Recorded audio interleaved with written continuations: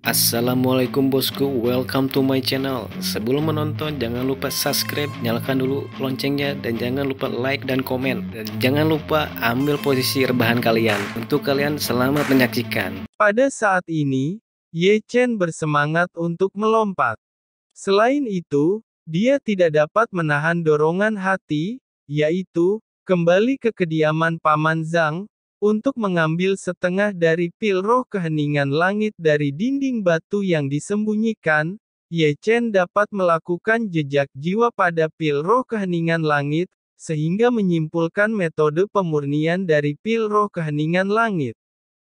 Hahaha. Dengan begitu aku akan menjadi kultivator terhebat di dunia ini. Di samping, Chu Xuan'er melihat senyum bodoh Ye Chen dan sangat bingung. Ini baik. Setelah Chu Xuan'er tersandung, Ye Chen tiba-tiba menghela nafas.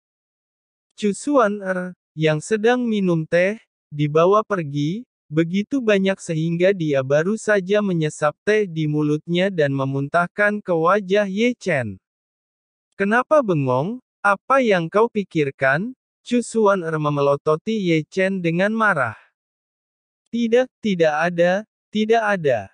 Ye Chen tersenyum konyol. Pil roh jiwa, jika kau tidak ingin menelannya, aku akan mengambilnya kembali. Chu Xuan'er berkata, dia akan maju dan mengambil kembali pil di tangan Ye Chen. Tentu saja aku akan menelannya guru. Mata Ye Chen cepat dan tangannya cepat, dan pil roh jiwa dimasukkan ke dalam mulutnya secepat mungkin, karena takut Chu Xuan'er akan membawanya kembali. Pil jiwa memasuki tubuh dan segera meleleh. Ye Chen telah duduk bersila di tanah, merasakan ramuan roh yang mengalir seperti aliran mata air jernih yang mengalir melalui semua meridian tubuhnya. Jiwa yang lelah paling diuntungkan, seolah bermandikan angin musim semi. Diam-diam, Ye Chen merasa tubuhnya menjadi ringan. Saya melihatnya. Ye Chen, yang menutup matanya, bergumam. Dalam kesadarannya, dia sepertinya melihat penghalang ke alam jiwa. Kali ini dia tidak keras kepala seperti biasanya, tapi dia benar-benar melihatnya. Meskipun bergumam, itu masih didengar oleh Chu Xuan'er. Wajah Chu Xuan'er tiba-tiba muncul senyum meyakinkan, kamu tidak mengecewakanku. Aku dan senior Su Fu bersusah payah membuat pil ini. Segera, Chu Xuan'er melambaikan tangannya untuk menutup pintu masuk ke gua, agar tidak ada adiknya masuk. Ye Chen sekarang berada di ambang terobosan, dan tidak dapat mentolerir gangguan dari luar.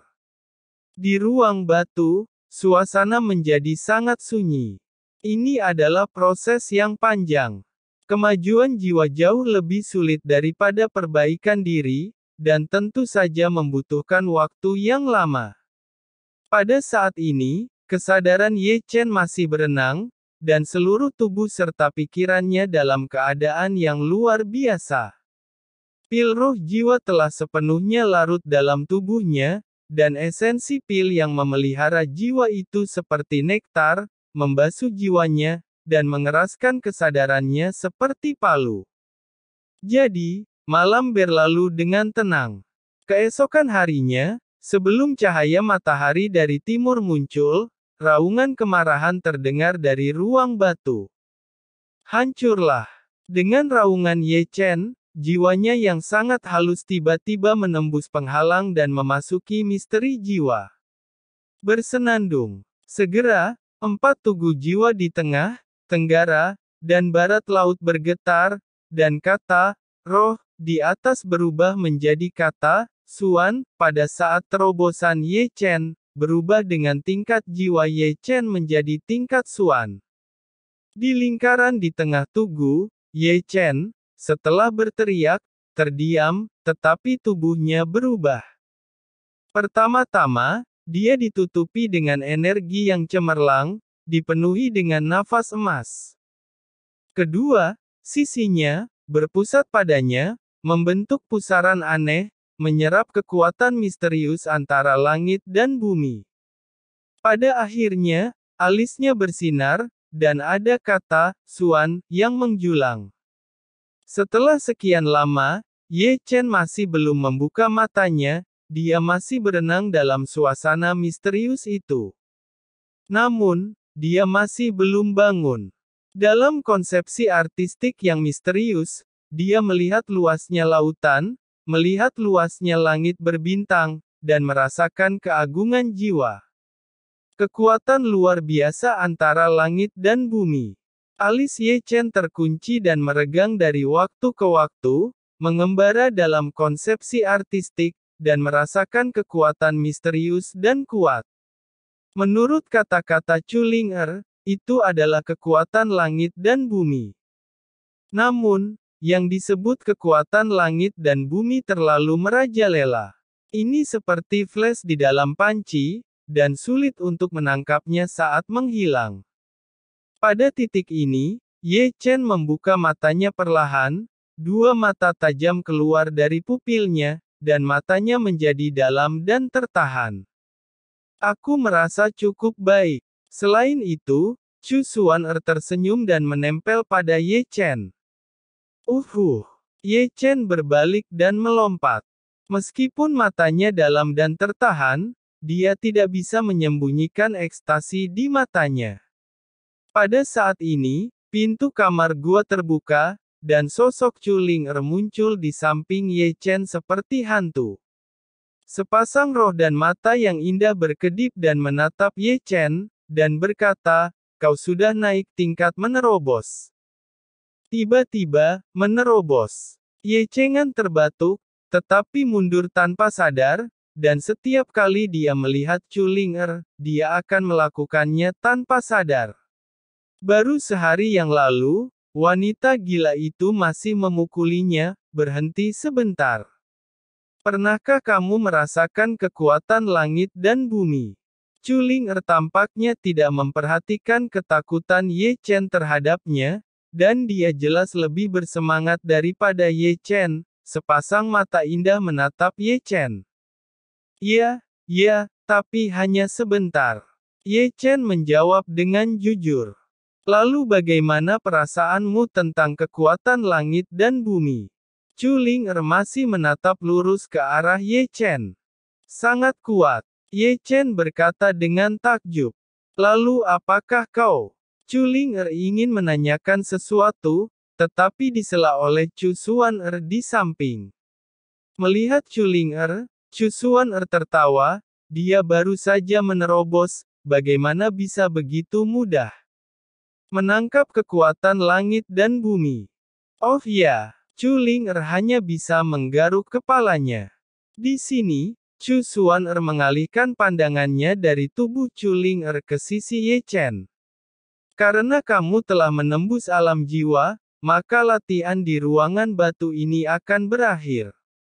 Lalu aku bisa turun gunung. Ye Chen menggosok tangannya dan menatap Chu Xuan Kamu hanya ingin turun gunung. Aku ingin pergi ke paviliun koleksi untuk membeli sesuatu. Ye Chen menyeringai, nyatanya, dia membeli rumput roh yang dibutuhkan untuk membuat pil roh jiwa. Karena Ye Chen tahu metode pemurnian pil roh jiwa berkat mata roda abasi, dan jiwanya telah menembus ke tingkat Xuan, Ye Chen secara alami ingin mencobanya. Kembalilah pada saat malam tiba. Chu Xuan melepaskan, membiarkan Ye Chen turun gunung. Oh! Ye Chen menyeringai dan berbalik dari ruang batu. Setelah melirik ke belakang kepergian Ye Chen, Chu Xuan mengalihkan pandangannya kembali ke Chu Ling di sebelahnya. Adiknya masih di sana, terkadang menggaruk-garuk kepala dan menyentuh dagunya.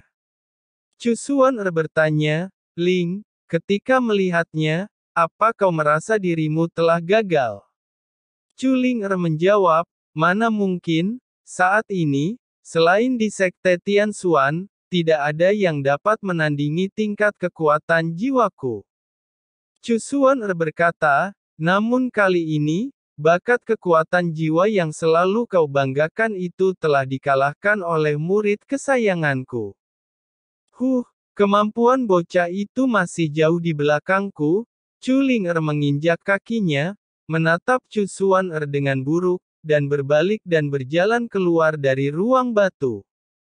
Melihat Chu Ling yang sangat marah, Chu Xuan tersenyum dan menggelengkan kepalanya tanpa daya, tetapi untuk Ye Chen, matanya mengungkapkan lebih banyak kenyamanan dan kegembiraan, dan dia memecahkan rekor lagi. Di sini, Ye Chen telah berlari sampai ke pintu dalam paviliun koleksi. Yo, melihat bahwa itu adalah Ye Chen, Pang Chuan yang terletak di atas kursi palsu mengangkat kelopak mata dan tertawa, "Nak, kamu belum ke sini selama beberapa hari. Bagaimana, apakah kamu sudah meningkatkan bonekamu?" "Tentu saja." Ye Chen menyeringai, lalu menyerahkan kertas penuh catatan, yang menulis lebih dari 100 jenis rumput roh, yang semuanya merupakan bahan yang dibutuhkan untuk meracik pil roh jiwa. "Penatua, saya membutuhkan semua dalam catatan ini," Ye Chen berkata sambil tersenyum. Setelah menerima kertas itu, Pang Chuan melirik dengan santai dan tidak bisa menahan diri untuk tidak melihat ke arah Ye Chen dengan heran. "Nak, apa gunanya memiliki begitu banyak rumput roh?" Ye Chen menjawab, "Untuk membuat sup." "Bocah sialan," Pang Chuan berkata dengan marah dan berbalik ke dalam lemari. Segera, Pang Chuan berjalan keluar dengan tas penyimpanan, dan kemudian mengangkat jarinya dengan tajam, 80.000 batu roh. "Begitu mahal." Ye Chen terkejut. "Ini terlalu mahal." Pang Chuan melirik Ye Chen, menunjuk ke tas penyimpanan, dan berkata, "Tahukah kamu bahwa ada beberapa jenis rumput roh di dalamnya, tapi ini sangat berharga, 80.000 sudah sangat murah, sayang apakah kamu mau?" "Iya." Ye Chen masih menyerahkan tas penyimpanan berisi 80.000 batu roh. Setelah menerima rumput roh itu, Ye Chen tidak segera pergi, tetapi sedikit bergerak ke depan tetua Pang, dan berbisik, "Penatua, izinkan saya bertanya, berapa banyak batu roh yang dibutuhkan untuk meningkatkan boneka tingkat Xuan menjadi boneka tingkat selanjutnya?" "Ini dia." Tetua Pang menyentuh dagunya dan mengetahuinya, lalu berkata, "Bahan yang digunakan untuk peningkatan membutuhkan 2 juta, dan ada segel mantra 800.000. Nah, jika dihitung, 2,8 juta. Ayo lakukan." Mendengus. Ye Chen menelan ludah. 2,8 juta masih perkiraan konservatif. Melihat Ye Chen seperti ini. "Penatua, mantra apa itu?" Setelah kaget, Ye Chen menatap tetua Pang dengan ragu, "Kenapa harganya mahal? Jika kau mengatakan bahwa segel mantra memberi kekuatan spiritual dan segel keterampilan memberi kekuatan keterampilan pada boneka, maka mantra segel magis memberi kemampuan boneka untuk menggerakkan senjata magis." Tetua Pang menjelaskan, karena mantra seperangkat spiritual tidak sama dengan mantra lainnya, dengan mantra itu boneka akan memiliki kemampuan menggunakan senjata spiritual. "Apa maksudmu?" Ye Chen tidak bisa membantu tetapi menyentuh dagunya. Selain itu seperangkat mantra spiritual juga memiliki tingkatan yang berbeda, jadi tentu saja harganya pun berbeda. "Menarik sekali. Aku belajar banyak hari ini." Ye Chen mengangguk. Setelah mengerang, Ye Chen melihat tetua Pang itu lagi. "Tetua Pang, boneka tingkat bumi itu akan ditingkatkan menjadi boneka tingkat surga, itu akan menghabiskan banyak uang. Itu bukan lagi masalah yang bisa diselesaikan dengan uang." "Apa maksudmu?" Ye Chen menggaruk kepalanya. Di sini, tetua Pang sedang berbaring malas di kursi malas lagi. Bahan pemutahiran itu tidak pernah dihargai. Bahkan jika dijual, kebanyakan orang tidak mampu membelinya. Apalagi larangan tubuh boneka tingkat langit terlalu rumit, hampir mustahil untuk diselesaikan, dan tingkat keberhasilannya adalah jauh mendekati nol. Itu sangat sulit. Mata Ye Chen menatap bulat. Menurutmu bagaimana lagi? Tetua Pang besar mengangkat tangannya. Menurut legenda, boneka tingkat langit dapat menyerap aura langit dan bumi sendiri, tetapi metode pemurnian ini telah hilang sampai generasi ini.